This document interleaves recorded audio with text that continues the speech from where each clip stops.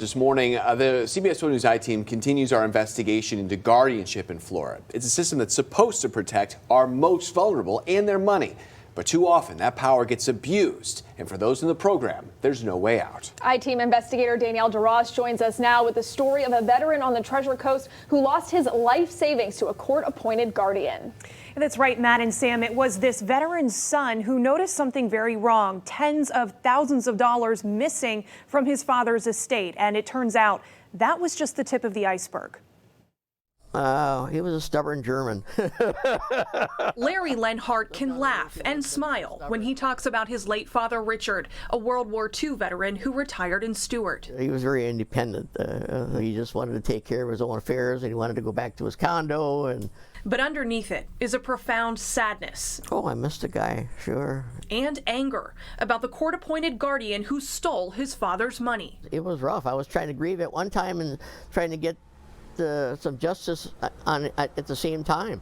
And like I say, angry, the more I covered, the more angry I got. His father's guardianship started the way so many cases do, with a dispute in the family. As Richard's health declined, his children couldn't agree on who should manage their dad's money. So a judge appointed a professional guardian named Leonhardt Douglas. Did you have any say in who the guardian was? No, none whatsoever. I had no reason to doubt him because of the court system. I trusted the court.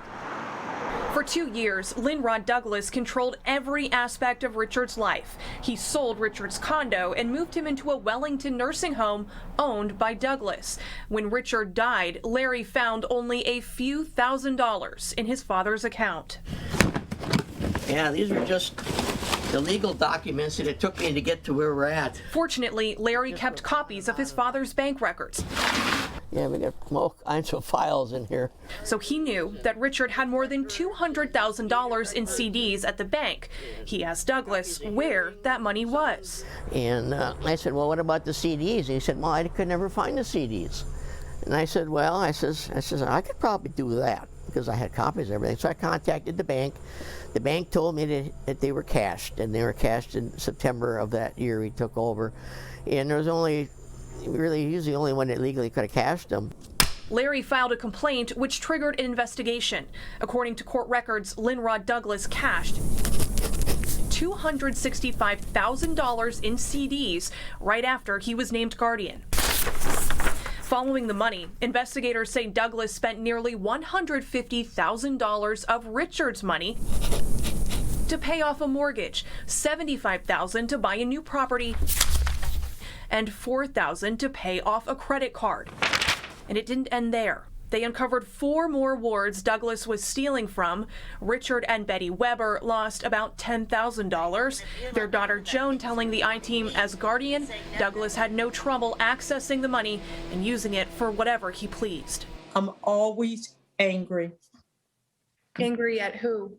At the system, at the people that did this to my mother and father. Is it just guardianship that you investigate?